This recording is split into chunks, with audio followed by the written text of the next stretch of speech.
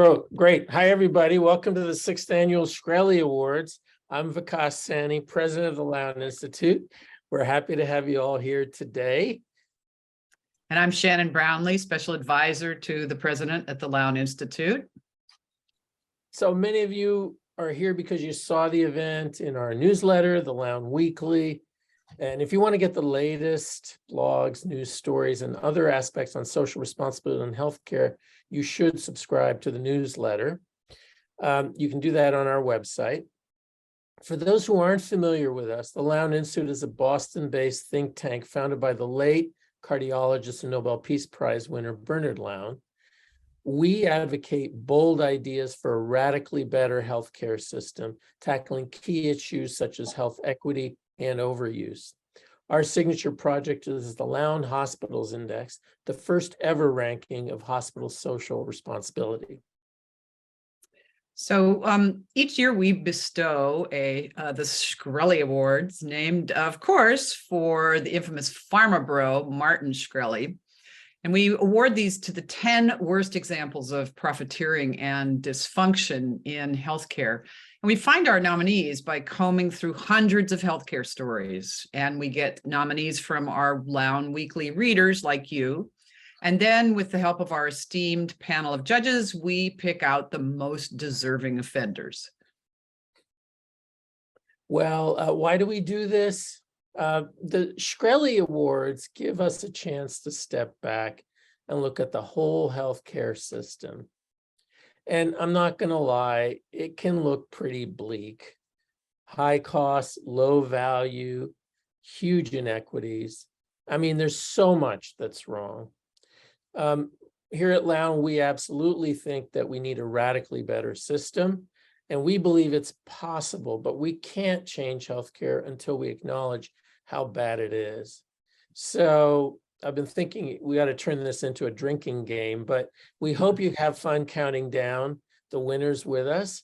And we hope you'll join us in building a movement for socially responsible healthcare. So before we count down the winners, let's welcome our special guests. Dr. Uché Blackstock is a physician and thought leader on bias and racism in healthcare. She's the founder of Advancing Health Equity, which partners with healthcare organizations to dismantle racism and to close the gap in racial health equity. Dr. Blackstock is a frequent contributor to major media outlets, MSNBC, NBC News. And I have a question. I hear you have a book coming out soon. So what's the title, and tell us a little bit about it? Thank you so much for having me as a guest host. This is so exciting. I very much, my passion is the mission for the Lown Institute. So this is great. So my book that's coming out actually a year from now, I just found out from my publisher, Viking Books, that it's coming out in January of 2024. It's called Legacy. And legacy has a double meaning. It's the legacy of racism in US healthcare and medicine. And it's also the legacy of being a second generation Black woman physician. So it's a generational memoir, and it's also a call to action. And I use both my mother and my own personal and professional experiences to shine a light on the systemic inequities within our healthcare system. And so I call it a memoir with benefits because it also has social commentary and it also has history in it. And I'm very excited about sharing it with the world next year. Sounds great. That's great. Our other guest panelist is Amy Holden Jones, executive producer and creator of Fox's hit TV series, The Resident. The Resident in 2019 won the Sentinel Award, which recognizes TV storylines that inform, educate, and motivate viewers to make choices for healthier and safer lives. Amy's written for every major TV network and has written screenplays for many films, including one of my favorites, Mystic Pizza. So, Amy, we're really glad to have you. I know your show, The Resident, hasn't been shy about tackling controversial topics in healthcare, like insulin rationing, conflicts of interest, and many others. Could you take a few minutes and tell us what inspires you, your work, and how you might come up with some of the storylines? Well, I was probably first inspired by my father, who was an internist and cancer researcher, and he he never had an elective procedure in his life. He even died with his wisdom teeth. He was just very, because he was a cancer researcher, he was aware of how many unintended consequences there are to any potential, medical intervention. He did work in an era where there was not as much money awash in medicine as there is today. But also, I've been inspired by the books, by the great writing doctors, and good for you, Uché, to join them. I think particularly Complications by Gwande, How We Die by Newland, doctored Sandeep Jahar. The Madam Carey book, Unaccountable, was actually purchased as an underlying source for the show, and Marty's endless help to us. And of course, the most important probably the Bernard Lown book, The Lost Art of Healing, which was seminal to me. And, it led me down an odyssey of researching all this stuff. And of course, my own encounters with healthcare slightly helped it. I had the usual back odyssey people have in their 40s, which showed me the back care industry and the extent of misdiagnosis. And it showed me how separate all doctors are and how seldom they work together. So everybody is in their specialty and only knows about their specialty, whereas the body is a unified organism, and it leads to a lot of misdiagnosis. And so all of those things came together, but probably Unaccountable was crucial. I was reading it when I got a call from Antoine Fuqua's company, and I thought, this is the story I want to do. And he wanted to do produce something about the problems in healthcare. And so with that kind of a powerhouse behind us, we managed to get a show on the air, which is, by the way, a miracle. Getting a show on the air which showed problems in healthcare was unheard of at the time we came on. Thanks so much, Amy. That's terrific to hear. So without further ado, it is countdown time. So we're going to move through this quickly, and so we won't be able to take questions in the chat, but the chat is open, so feel free to add comments. And if there's something particular there, we'll try to add it to posterity when we report out the show. Anyway, you can also join the conversation on Twitter with hashtag Shkreli Awards. So our first award, number 10, Dentist Bags a Bundle by Breaking Patient's Teeth. Wisconsin dentist Scott Charmoli went from fixing 434 crowns to fixing more than 1,000 a year. How did he do it? By purposely breaking patients' teeth, according to federal prosecutors. After drilling unnecessarily, Charmoli submitted before photos to insurance companies to justify the damages he created. The move raised his income by $1.1 million, according to the Washington Post. Charmoli was sentenced to 4 years in prison. Uché, what do you think? Oh my goodness. And the first thing I thought about was, the Hippocratic Oath of do no harm, and how just seriously violated it was in this case. I think the saddest part is one of his patients said he was, because he was the professional, I trusted him, right? And so, what a violation of that patient-physician relationship, and then to really intentionally cause harm by cracking someone's teeth. And I believe it was only discovered when I think subsequent owners of the practice came in and they were reviewing some of the old records. And so I can imagine there probably were patients that he had operated on who thought something was wrong, but probably didn't feel safe enough or comfortable enough to speak up. But it really was the next owners of the practice that did, and thankfully they did. Yeah, unbelievable. Amy, any thoughts? Yeah, I think that people should know this goes on in more than just dentistry, or more than when you visit your own doctor. It isn't just surgeons and general practitioners. It's physical therapists. It's chiropractors. It's even vets these days. They overdiagnose, or they find things that don't exist. And this particular story reminds me of one that was crucial to our entire first season, which was then of Dr. Farid Fatah, who diagnosed people with cancer who did not have it. and and treated and harmed them with chemotherapy. And he did it because he owned 6 infusion clinics, which are a money machine. And he was billing Medicare, I believe, for 200. He was billing Medicare and insurance for 200 million a year. And one of the alarming things about these stories is, where is the alarm that goes off? How can a bill like that come in? And he was considered the top cancer doctor in the state, and he was harming patients. Unfortunately, it's rare these people are caught. I've had doctors at safety conferences tell me that Fatah is not alone, and probably this guy isn't either. Yeah. Shannon? Well, on to number 9, dangerous Well, doctor. but before you do that, I just want to say it's always bugged me. Going to the dentist has always bugged me because I can't see what's going on in there. And so, as I saw this story, I'm thinking like, how did that first set of drilling occur? Like, what was the language used? Like, how is it justified? The person's drilling. And the fact is, unless you see it, unless you can see it in real time and understand what's going on, you don't have a prayer. So in many ways, I mean, it just illustrates that it's like, I don't think there's any solution or substitute for professional responsibility and ethics, and how you do that is the question. It's a cultural challenge.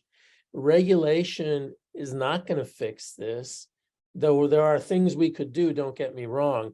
But at the end of the day, short of having like a commissar in every exam room, there's no way. So we need a different way of doing things, really. Patients, And you'll be happy to know that Dr. Fatah won a Shkreli in 2018. we remember that. One of the things that people don't realize too is this isn't all it is. I remember going to a dentist years ago once who told me I had 6 cavities, and I hadn't had any cavities for many years. And so I went to a different dentist and tried to confirm it, and I had no cavities. So there you go. No, Uché? I wanted to add just about this issue of culture, about changing the culture, because there have been studies, we talk about psychological safety, about teams being there, nurses, medical assistants being like in an operating room or seeing something that they know is wrong but not feeling safe enough to speak up. In healthcare settings. And I'm sure this happened at the dentist's office. I'm sure there were people that saw what he was doing, that worked with him, that just didn't, for whatever reason, didn't feel comfortable enough to speak up. And that is definitely a cultural shift that needs to happen, because it happens way, way too often where, a nurse maybe sees something that a physician is doing, and it may be the wrong medication, the wrong dosage. I mean, there's so many times pharmacists will catch a physician ordering the wrong dosage of a medication, right? But what happens if they don't speak up? Patients get harmed. Absolutely. Shannon, on to the next one. Well, number 9, dangerous doctor deemed a star by hospital leadership despite disgraceful malpractice record. So it seems that cardiac surgeon, Dr. Yvonne Baribeau, had one of the worst malpractice records in the country. Yet the leaders of his hospital, Catholic Medical Center in Manchester, New Hampshire, continued to support him. According to the Boston Globe, Catholic Medical Center featured him in hospital advertisements and allowed him to keep operating despite the objections of colleagues. So examples of his alleged harmful behavior include surgical errors that led one patient to require transfusions equal to 5 times her blood volume. He also kept another patient on life support, even though the patient's chest and cavity had turned black and necrotic, quote unquote, in order to boost his surgical 30-day survival rate. So over the course of his career, Baribeau racked up 21 medical malpractice settlements, including 14 related to patient deaths. But Catholic Medical Center continued to hold him up as a star, and for that, they deserve a Shkreli. Amy, got any thoughts on this one? Well, that covers a whole bunch of stories. Oh, yeah. We did. The one of keeping people alive is much more common than others realize, where surgeons have, it's not just this guy, surgeons, we did a story on this with the doctor we called Kane, which was brought to us by one of our ICU wonderful writing doctors, Daniela Lamas, which is that their survival statistics are important to surgeons. So, and it's important for reimbursement for someone to survive. In our case, it was 6 months. They keep them alive after they don't wake up from surgery entirely on machines, put them in what is called a SNF, a skilled nursing facility. And then the day after the 6 months is over, pull the plug. And now I'm not exaggerating. There are actually tapes that exist, which I heard of doctors discussing doing this and laughing about how the next day they were going to unplug this person. So what I think that people should know about these wards is they're not one-off. You can find cases of doctors doing this kind of thing over and over, and the unaccountability of this guy continuing to practice and being lauded for it is kind of the basis of the Marty McCary book, Unaccountable.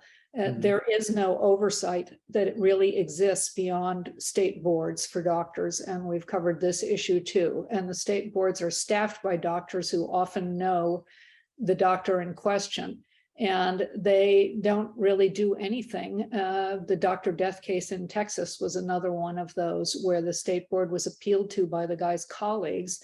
He was maiming people and killing them in spine surgeries, and still it took forever to get anything done. So it's basically licensed murder for profit, and supporting incompetent people like that, there is no, what is the consequence? There is no consequence for those who do it or for the hospitals who do it. And the lack of consequences for the abuses in healthcare is one of the huge stories here.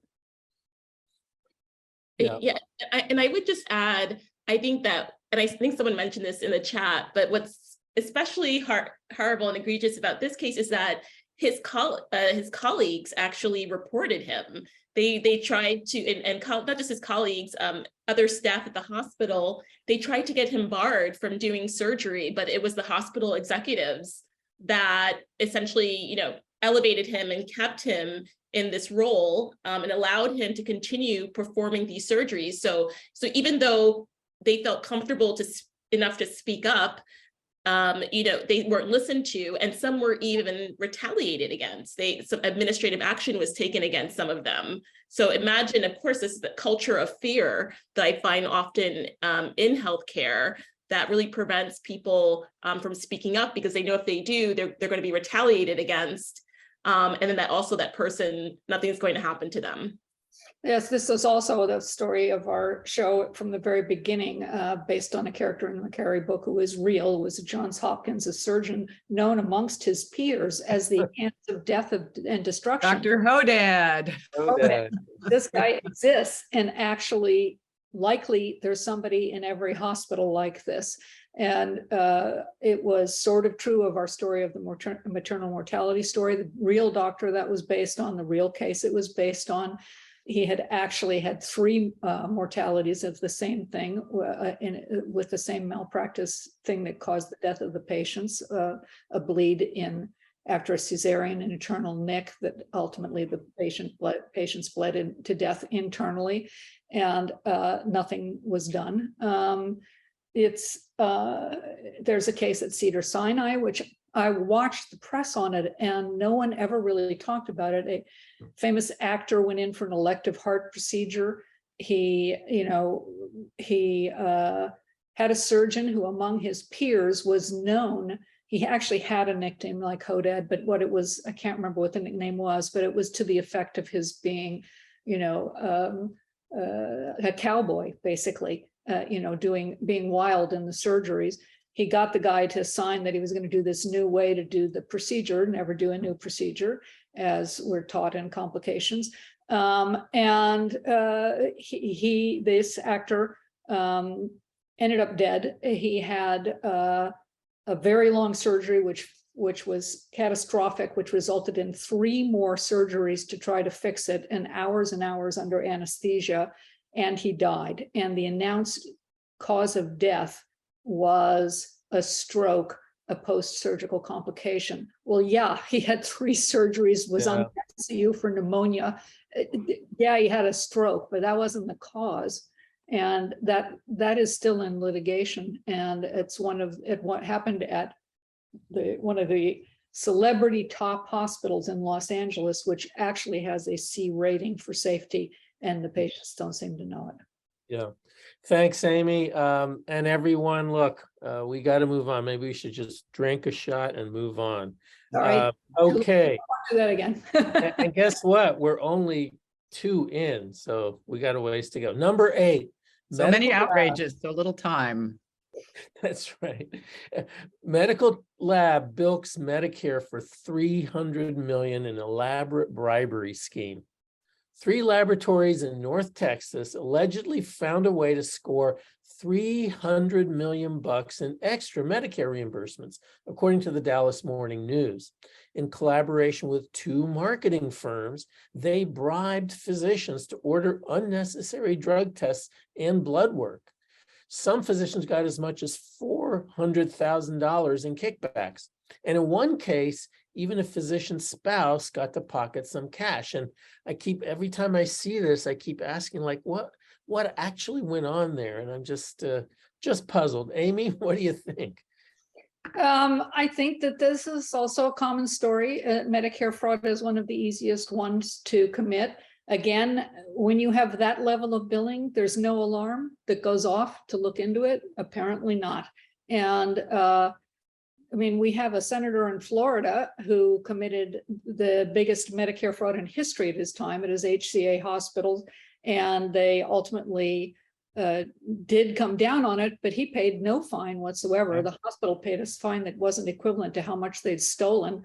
He got a $300 million parachute and ended up the governor of Florida. So we don't have consequences for Medicare fraud that are significant, not legally either. And it's not just labs, though there's everybody doing that. There's actually mafia involved in Medicare fraud. It is gigantic, and it's very hard to go after it because there is 100 million claims a day in Medicare. I mean, 1 million claims a day in Medicare, and there's no way to monitor that. There's no way to look into it that is set up.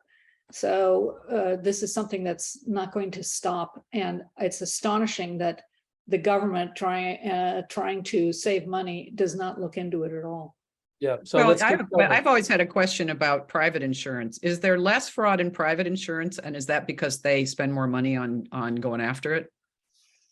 I don't know that for sure, but I have had doctors tell me that Medicare is the piggy bank, that the pockets of Uncle Sam are deeper than anywhere else. And I believe that private insurance does monitor it more, and you can end up with the overreaction of not paying for things that should be paid for.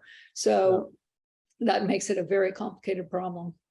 So let's move on. Uché, if you have some comments, maybe after the next one, you can fold both of them together. Shannon, keep going.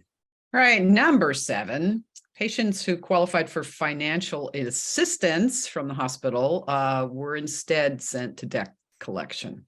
So Providence Health System hounded patients for payments when they should have been receiving financial assistance, according to the New York Times. And when patients couldn't afford to pay, Providence sent debt collectors after them, which sort of sounds like the mafia.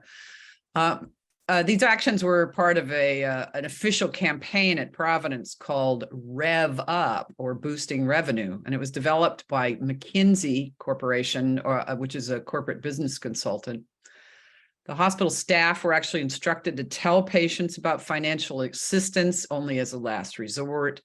And over the course of 4 years, more than 55,000 patients were pursued by debt collectors when they should have been getting a discount instead. But after the story comes out in the Times, Providence announced that they're refunding more than 700 patients who were wrongfully billed. Well, what about the other 54,300? Providence definitely deserves a Shkreli. Uché, you want to talk about this a little bit? Well, I really enjoyed the New York Times investigative series on nonprofit hospitals and holding them accountable. I mean, one thing that I didn't recognize is that they only have to provide 2% in charity care to sort of, to qualify for those tax exemptions. And apparently Providence avoided $1 billion in taxes for being, that status. But, I thought it was just, horrible how they put the pressure on the employees to even think about how they worded how they worded these approaching the patients with these scripts. Instead of saying, you know, are you going to pay? How are you going to pay?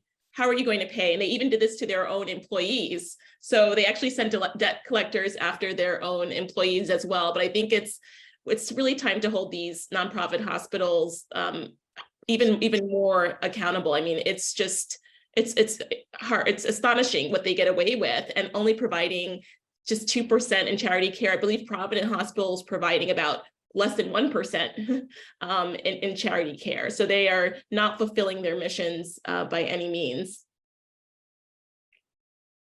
Well, full disclosure, I don't know if I think the Times did. Those are our data in their some of their reporting on charity care from the Lown Hospitals Index. Bravo. Yeah. Thank you. And, you know, I think the issue is broad, like as Amy's been saying for other areas, it's widespread. It's very common for nonprofit hospitals to not really fully inform everybody about the financial assistance policies, never mind whether those policies themselves are adequate. So this is just an ongoing issue of whether or not there's a meaningful distinction between the nonprofits and the for-profits. Yeah. And I just noticed someone in Bill in the someone in the chat mentioned, oh, don't forget that, sorry, Brian, McKinsey was part of the Providence story. So the fact that McKinsey came in and helped advise them on this Rev Up program is just another layer.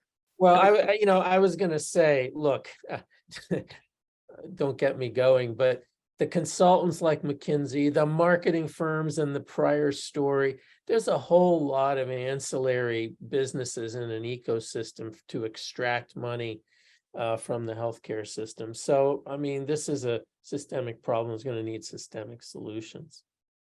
Okay, number six. Sick. Well done. Number six. When smokers get sick, this tobacco company has the treatment. Philip Morris spent 175 years selling tobacco products that cause serious health problems. And I think they finally have admitted that. Now they're selling something else to fix those very problems. Stat News reported that Philip Morris is acquiring companies that develop inhaled medications, putting them in a position to make money treating the conditions they helped create. Now, some experts are concerned that Philip Morris could potentially use the research on inhalation from these new companies to hook even more people on their tobacco products. But don't worry, a representative for Philip Morris said they have no plans to do that.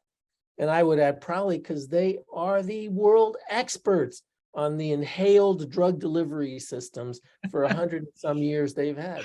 Shannon. You got to admit, this is sheer genius. I mean, really, you make people sick and you sell them the product that made them sick, and then you sell them the product that makes them well. I mean, come on, you got to give them credit. Yeah, really. I got to say, I just recently, this weekend, watched an old movie, The Insider. It's a fabulous movie if you get a chance to watch it. It's about Jeffrey Wigand and his testimony around the tobacco settlement. It's a thriller. It's a kind of All the President's Men. It's great. So highly recommend it. So I just want to take a quick break from the countdown to tell you all about our newest awards program that's pretty much the opposite of the Shkrelis. Our founder and the pioneering cardiologist and humanitarian Dr. Bernard Lown died in 2021. In his honor, we've created the Bernard Lown Award for Social Responsibility, which we call Blazer for short. So we give this award to a young clinician who displays bold leadership both inside and outside the clinic, making an impact on health, the environment, or any other area of social justice. Last year's winner was Dr. Mona Hanna-Attisha, who blew the whistle. She's a pediatrician who blew the whistle on the Flint lead crisis. And this year we have yet to pick a winner. So just be aware and send in nominations. Yeah, if you know somebody who deserves the Blazer, nominations are open and they're going to close in March. So you can learn more about it and nominate somebody at lowninstitute.org/award. So back to the Shkrelis. Number 5, pharma giant exploits bankruptcy loophole to avoid legal responsibility for cancer-causing product. So Johnson & Johnson is known for decades that their talc baby powder could be contaminated with asbestos, which is a deadly carcinogen. But the company continued selling the product anyway, and now they face lawsuits from 40,000 cancer patients, including many Black women who were a target market. So to avoid these lawsuits, J&J is using a clever move known as the Texas two-step. They created a subsidiary company that owns all the baby powder related liabilities and then declared that shell company bankrupt, according to NPR. Not to worry, the subsidiary may be bankrupt, but J&J is doing just fine. It's still raking in profits, and it has a market cap of around $460 billion. Well, where to start on this one? You know, I got my start before I went into cardiology. I was interested in occupational health, and I did a rotation with the great clinician Irving Selikoff, who was an expert on asbestos at Sinai in New York. And you know what I learned in that period is that insurance companies knew about the risk from asbestos in the 1920s. So in that sense, it's kind of like tobacco. They knew for the longest time it was still being deployed in the 1960s. So part of me is just like scratching my head. I mean, on what basis was this possible? How was this allowed to continue? I don't get it. You know, so words are failing me, obviously. But the other thing I'll point out with regard to the Texas two-step is we kind of have a whole set of laws that seem to enable stuff like this. So where are the laws that discourage stuff like this? And I think that's the question we all have to ask ourselves.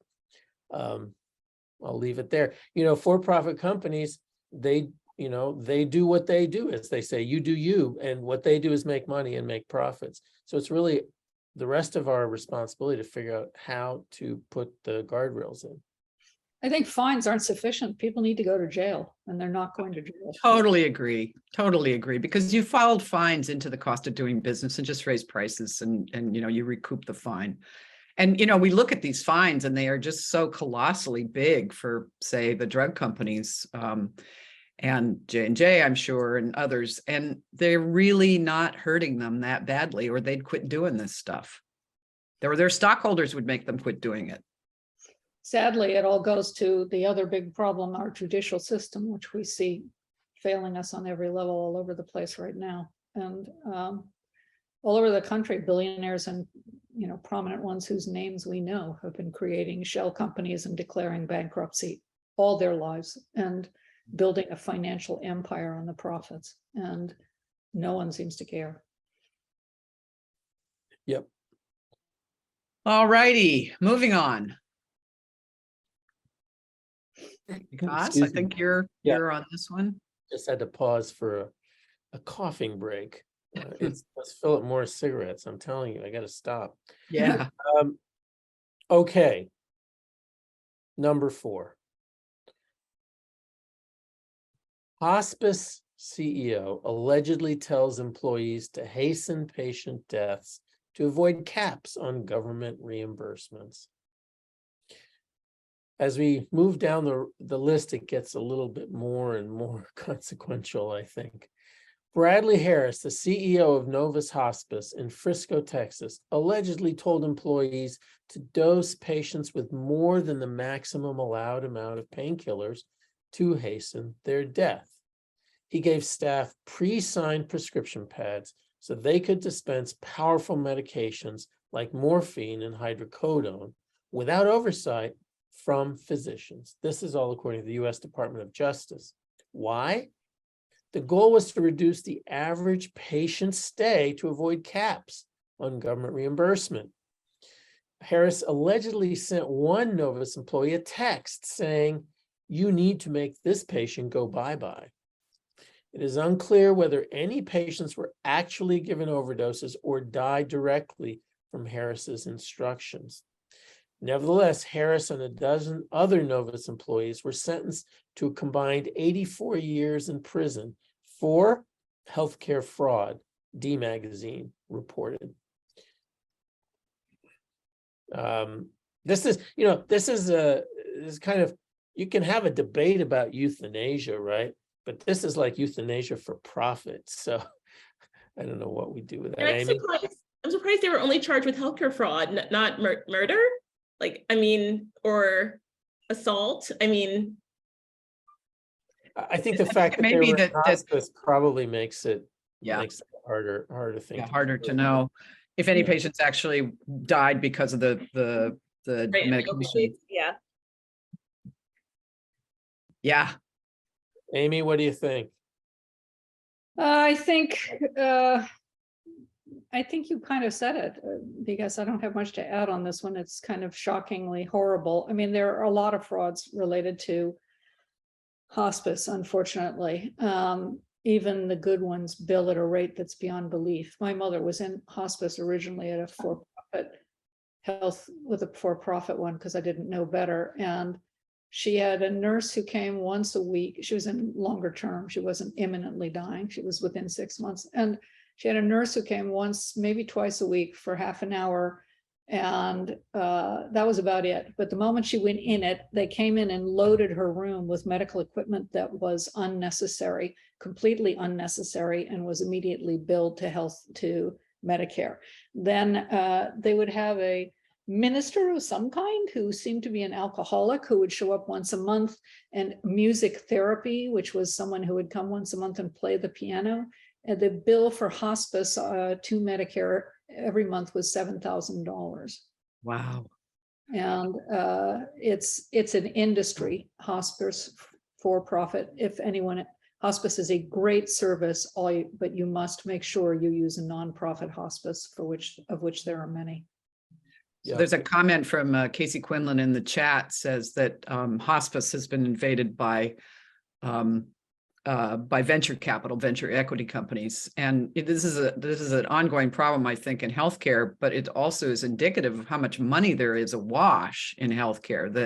That Wall Street wants in on the action and has for a long time, but is increasingly invading different areas of healthcare, and apparently hospice is yet another profitable center for ripe for the picking. And that, to me, this is kind of at the heart of the whole problem, is that healthcare is the biggest industry in the United States, bigger than the US military, bigger than oil, bigger than anything. It is probably in the top 5 biggest industries in the world. If you look at worldwide petroleum, for example, worldwide anything. And that's a lot of dollars. And a lot of people want to dip their cup into the stream. And I don't know how we're going to do the kind of rewind on that piece of it, because so many people in this country think that that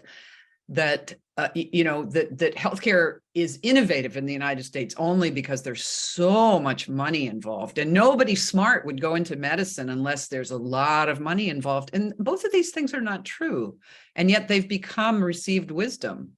And I don't know how do you reverse that kind of belief system about the need for huge amounts of money in order to get the kind of real advances that we do have in healthcare and in medicine. And Uché, you were just nodding about that. What were you thinking? No, I don't know. I was listening to you. I was also looking at the comments. That, I mean, I'm for single payer universal healthcare. I think as long as we have a for-profit driven healthcare system, we're going to see these sort of cases. Yep. Yeah, I agree, but I also think that there's a lot more to be done in the design of such systems. When I gave a lecture at McGill in Canada, and then we had dinner after, and somebody told me about, a woman who got like 35 or 43 abdominal CAT scans in 1 year. And I'm like, what's this about? And it's just about fragmentation, lack of coordination, just lots of poor care delivery. So there are many dimensions to this problem, but there's no question that fixing the payment system would be first. I just want to, take a quick pause because we have a minute or two just to say, and I don't want to get too maudlin, but as a clinician, I mean, there's nothing more wonderful than hospice when it is really done right. No, And yes, absolutely. You just have to get a nonprofit one. I don't think hospice is like the epicenter of this. If you look at downtown Pittsburgh, you can see, or Dallas, or Houston, you can see where the money is going. It's going in all of these buildings. Something like 1 in 5 people is employed by healthcare. And that is ridiculous. Every tax dollar you pay, those of us who pay taxes, who aren't billionaires, who don't pay taxes, 20 to 25 cents of it goes to Medicare and Medicaid. And we are not getting the results from that. We're getting over treatment. And it's not enough of it to Medicaid because those people are undertreated for the most part because the reimbursements are lower. So you have a situation where it's propping up our economy, and that leaves politicians unwilling to touch it. Yep. Yep. Big job ahead of us. Yep. All right, Shannon. Well, number 3, the system keeps community hospitals on a community hospital on life support to cash in on a drug discount program meant to serve the poor. So there's a federal program known as 340B that provides some hospitals with deep discounts on medications, and participating hospitals get to charge insurers market price for the drugs that they bought at a discount. So according to the New York Times, Bon Secours Mercy Health System made a bundle on this program, and it did it through the Richmond Community Hospital, which is a safety net in a predominantly Black neighborhood in Richmond, Virginia. But instead of putting the profit from the 340B back into the struggling hospital as intended by the program, Bon Secours diverted the money to other hospitals in wealthier, whiter neighborhoods. And now Richmond Community Hospital doesn't have an intensive care unit, it doesn't have a maternity ward, and it doesn't even have an MRI machine that actually is in good working condition. And the fact that this was a Black neighborhood that was supposed to be served by this hospital is kind of not surprising, is it, Uché? Yeah, no, it's not. And I mean, reading the articles was heartbreaking. I mean, there were family members that brought their loved ones there and thought they were going to get, the best care possible. And they should have, if they had used the money appropriately, the resources appropriately to have an ICU, but ended up being there. Some people probably died as a result of not having those high level resources that they needed. This story for me really, it's heartbreaking. I recommend everyone to read it. And who knows if this is the only hospital that has gotten away with that. Highly unlikely. Yeah, exactly. I bet not. I bet there are plenty of hospitals that have been doing this. Yeah. Well, so there's a recurring theme in here. So let me draw it out a little bit, which is when we investigated this a little bit further, the 340B program, it's really hard to get good, clear data on what's going on. We do know this goes on. We do know the hospitals that are in the 340B program, but inside the 4 walls of the hospital, we don't exactly know where the money's going or how it's going.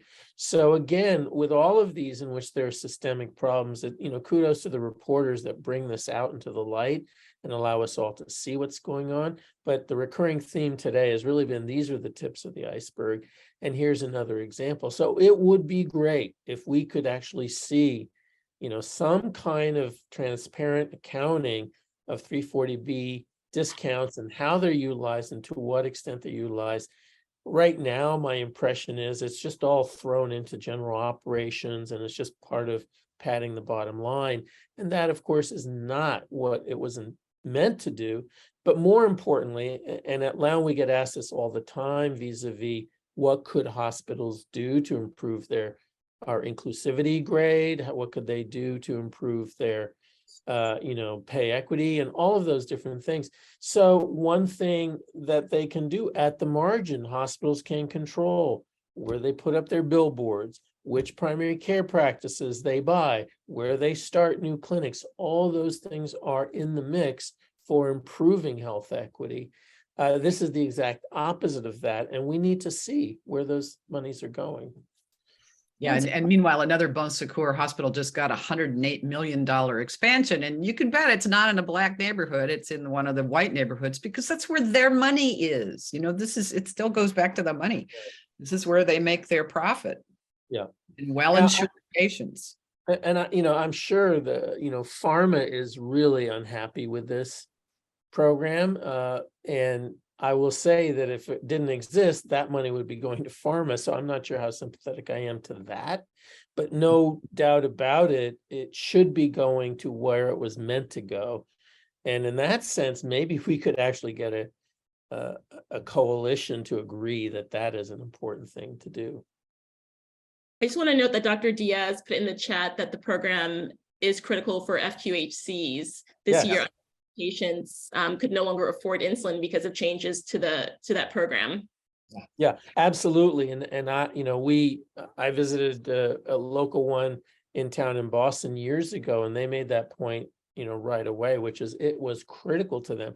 So it's clearly a good program when applied properly. So, well, it's a good program as a Band-Aid for a stupid system. I mean, so we basically don't pay.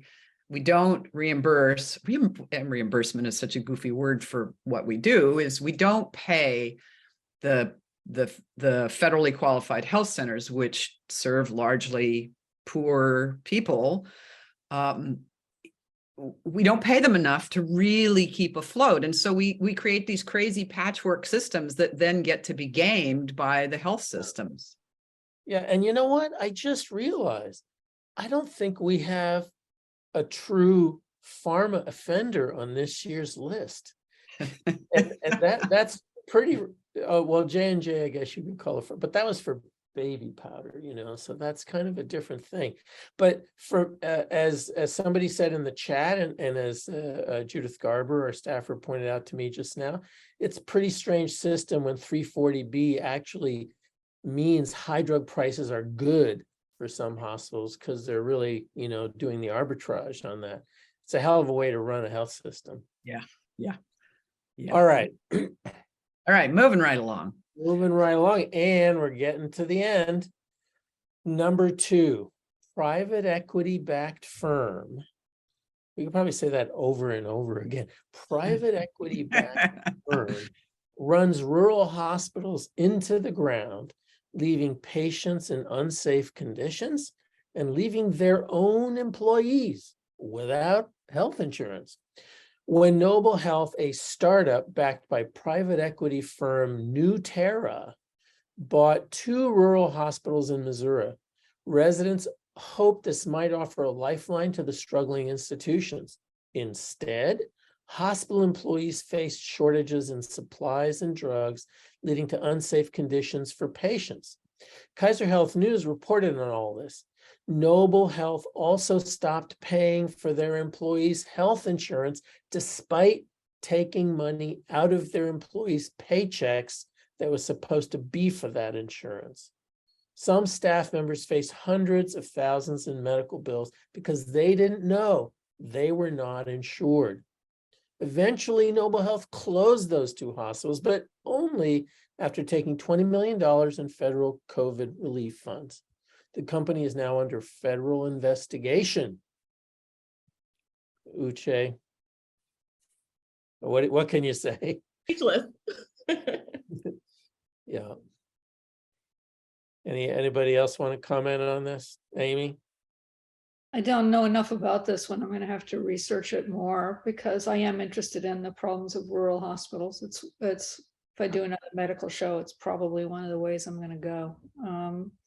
So I haven't yet done enough of the research on it, but it does seem to just fall into the same bucket of no oversight, money before patients, and no oversight. It's really shocking.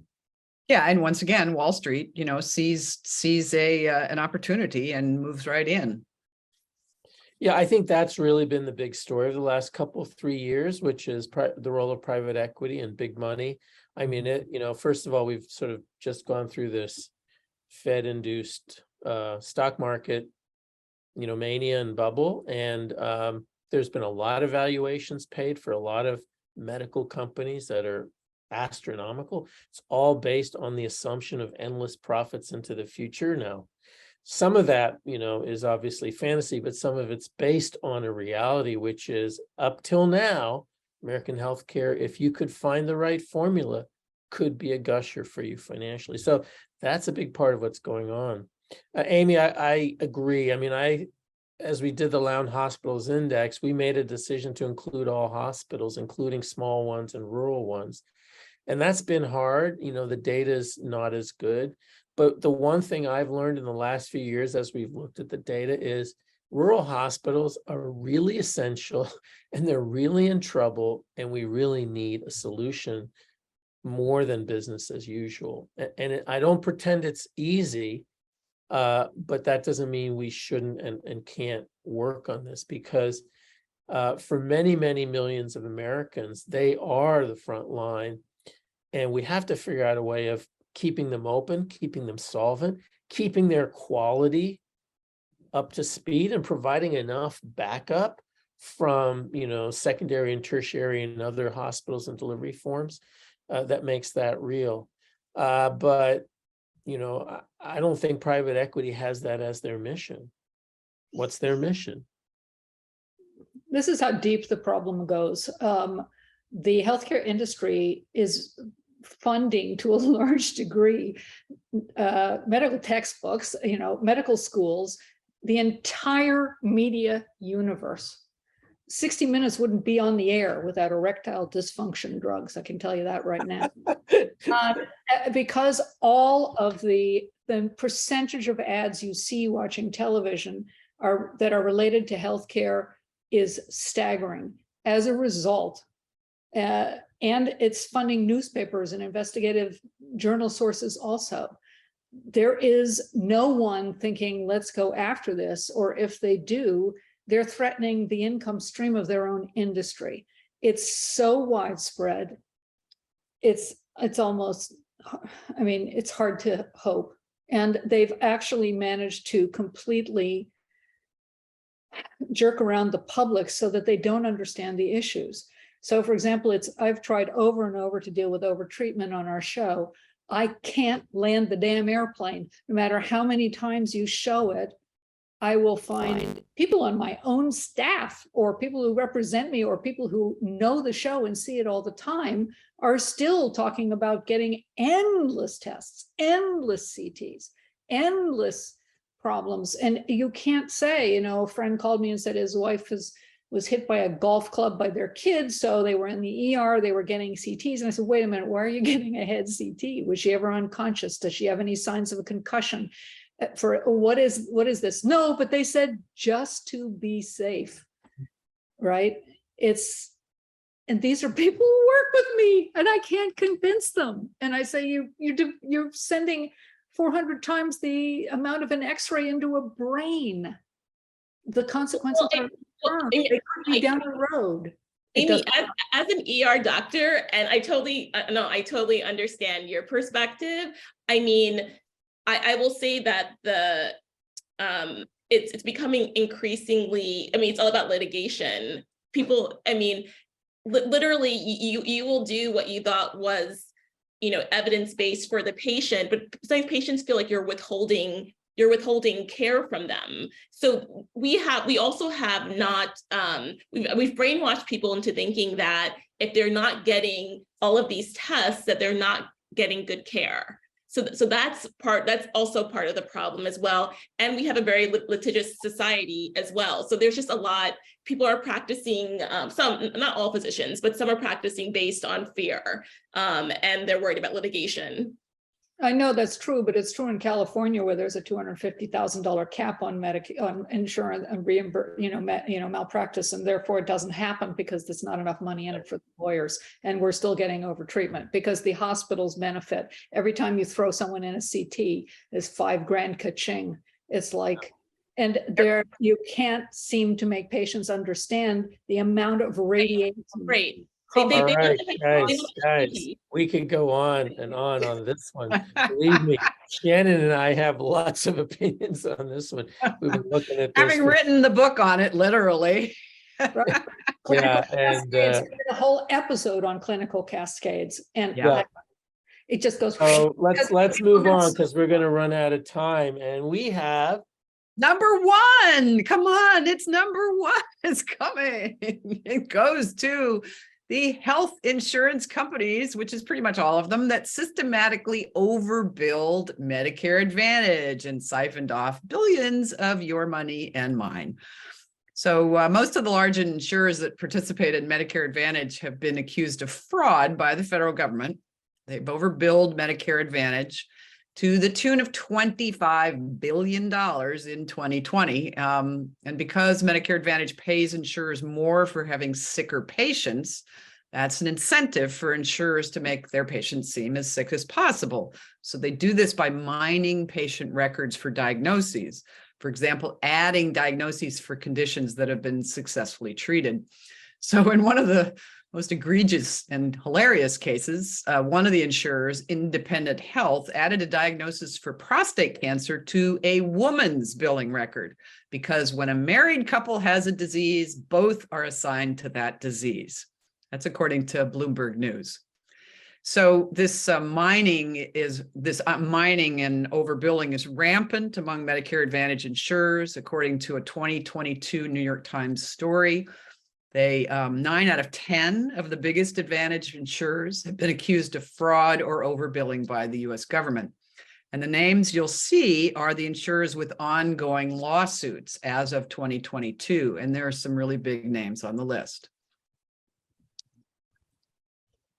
So Amy, you got any thoughts on this one? We got 1 minute. I actually have a pilot that I've been trying to get made. It's cable about a con artist and the Florida scams of Medicare fraud involving gangs and criminals who are involved in it. And it's very hard to make anybody understand it's a crime situation, not a medical show. But anyway, this is, I think 25 billion is way low, to be perfectly honest, way low.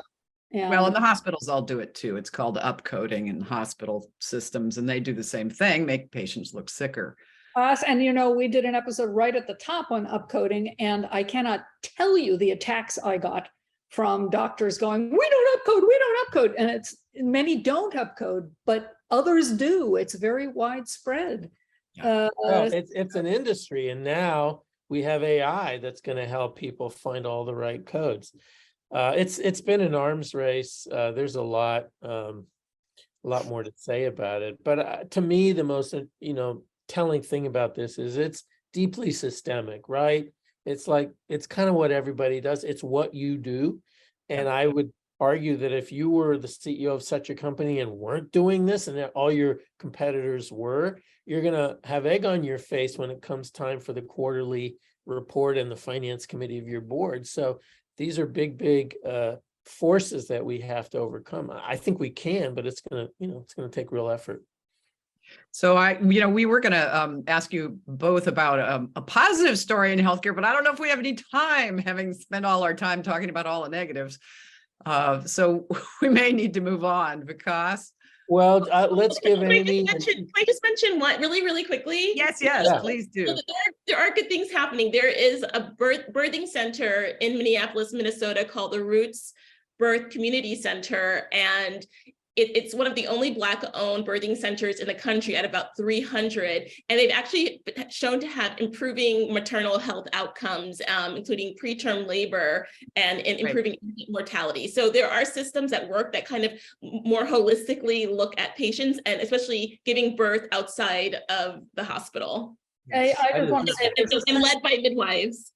There's a hospital system in Colorado which was run by a female executive who came in, and this is horrible, I can't remember her name, but she redid the entire public hospital system, making it responsible to patients, fiscally responsible, ending overtreatment, and making it hum on a budget, profitably, but not ridiculously so. She is the model, and she has books for how to reform healthcare, and we based an executive, Kit Voss, on our show. Wow. That that- sounds like our board chair, Patty Gabow, who ran And Denver Health. unfortunately, she's no longer there, and I think the hospitals are cratering as soon as she's gone, but it's the template is there, it exists. It's just, how do you get anybody to follow it? I don't know. So here's one good thing, Amy, when I, and both of you are working on things that are aimed at the same goal, which is, when I wrote Overtreated, I was hoping that it, was going to change the world, but in fact, no, it's changed a little bit. But you have to think about what you're doing, what your book is doing, Amy, what your shows are doing. It seems like it's having no effect, but in fact, it's a pebble. It's a little pebble that ripples out, and then another pebble ripples out. And, I wish it were happening faster, but each good thing that we all do matters. I just want to say, when our show came on the air and it showed good doctors and bad doctors, and it's about good doctors fighting the problems in healthcare and the unaccountable doctors, there was a firestorm of personal attack of me on #MedTwitter. Yep. Doctors came at me, hammer and tong. Yep. And they claimed that doctors didn't make money on infusing cancer drugs. Ridiculous. Yep. They claimed, doctors train longer than everybody in the world. They're impervious to this. No one should ever question them. They're the best thing in the world. And after a while, and there were a lot of sexist attacks too, let me tell you. I don't get that at all anymore. And I think something changed. Yep. And it isn't the show, it isn't all that stuff. It is an increasing awareness in the medical community of these problems. Mhm. And the good doctors are there, like Dr. Uché, like Dr. McCary, like Atul Gawande, all of these people. They're leading the fight. You guys are doctors leading the fight. And that is what we need. We need the doctors, not the few bad ones who are billing like our dentist here, but the good ones who care. And we need the Lown Institute. Thanks, Amy. For that. That's our countdown. Thank you all for joining us. And a Yes. special thank you to Dr. Uché Blackstock and Amy Holden Jones for being our guest panelists today. And Dr. to our Blackstock, esteemed judges, don't forget our judges, yes, 18 of and our them. judges. Dr. Blackstock is founder of Advancing Health Equity and the author of the upcoming book, Legacy, A Black Physician Reckons with Racism in Medicine. I got a Amy, quick plug for you because you got to know it. At the last episode of The Resident, which was 6/11 available on Hulu, the main patient is basically Dr. Bernard Lown, and the story of him and of his inspiration to students and to medicine and his ethos is embedded in the episode. Wonderful. Thank you, Amy. Amy Holden Jones is the creator of the medical drama, The Resident, which you can watch on the Fox Network and on Hulu. Thank you, guys. Thank Yep, thanks, you. everybody. For more news and blogs throughout the year, subscribe to our newsletter. Have a great rest of the day, everybody. Our next Zoom event will be the launch of the Fair Share Index of 2023. Hope to see you there. Bye. Bye. Bye. Bye.